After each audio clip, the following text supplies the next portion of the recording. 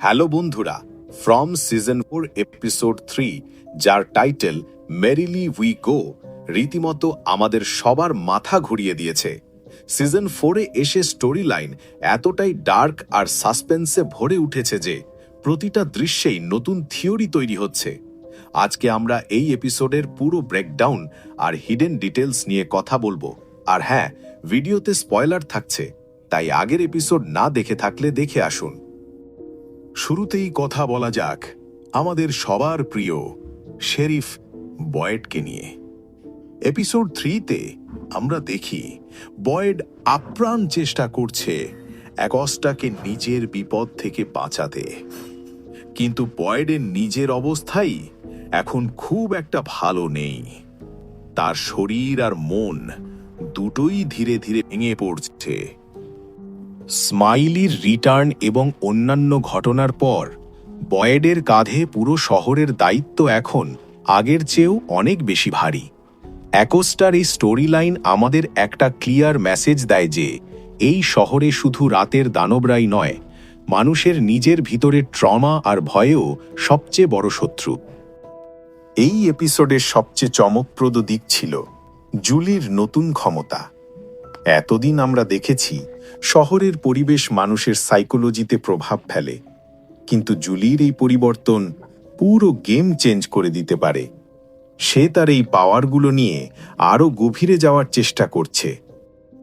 অন্যদিকে তাবিথাকে আমরা একটা মরিয়া পদক্ষেপ নিতে দেখি। সিজনের শুরুতেই জেড এবং তাবিথা বটলক্রির কাছে যে নতুন জিনিসগুলো আবিষ্কার করেছিল তার উপর ভিত্তি করেই তাবিথা হয়তো সবাইকে বাড়ি ফেরানোর একটা শেষ রাস্তা খুঁজছে। কিন্তু প্রশ্ন হলো, তার এই পদক্ষেপ কি সত্যিই কোনো সমাধান আনবে, নাকি তাদের আরও বড় কোনো বিপদের মুখে ফেলে দেবে? ভিক্টর আর ইথানের জুটি সবসময় ফ্যানদের ফেভারিট। এই এপিসোডে তারা দুজন মিলে আনসার খুঁজতে এক নতুন মিশনে নেমেছে। আমরা জানি ভিক্টর হলো এই শহরের সবচেয়ে পুরনো সার্ভাইভার। সে এমন অনেক কিছুই জানে যা অন্যরা কল্পনাও করতে পারে না। ইথানের কৌতূহল এবং ভিক্টরের অভিজ্ঞতা একসাথে মিলে হয়তো এবার শহরের সবচেয়ে বড় কোনো রহস্যের জট খুলতে যাচ্ছে। এপিসোড 3-এর এই ঘটনাগুলোর সাথে পুরো সিজনের main villain man in yellow এর একটা ডিরেক্ট কানেকশন তৈরি হচ্ছে।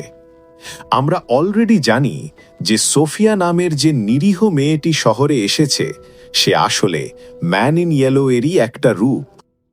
শহরের মানুষের মধ্যে সে কিভাবে সাইলেন্টলি অশান্তি ছড়াচ্ছে আর তাদের ম্যানিপুলেট করছে সেটা এই এপিসোড থেকে আরও স্পষ্ট হতে শুরু করেছে। সব মিলিয়ে মেরিলি উই গো এপিসোডটি আমাদের অনেকগুলো প্রশ্নের উত্তর দেওয়ার বদলে উল্টো আরও নতুন কিছু বড় রহস্যের সামনে দাঁড় করিয়ে দিয়েছে। জুলির পাওয়ার শেষ পর্যন্ত কি রূপ নেবে? তাবিথা কি সফল হবে? আর ম্যান ইন ইয়েলো এর আসল উদ্দেশ্য কি? আপনাদের কি মনে হয়? আপনাদের সেরা থিওরিগুলো এখনই কমেন্ট বক্সে জানান। ভিডিওটি ভালো লাগলে লাইক দিন, আর ফ্রম সিরিজের আরও এক্সপ্লেনেশন ও ব্রেকডাউন পেতে চ্যানেলটি সাবস্ক্রাইব করে বেল আইকনটি প্রেস করে রাখুন। দেখা হবে পরের ভিডিওতে। Thanks for watching.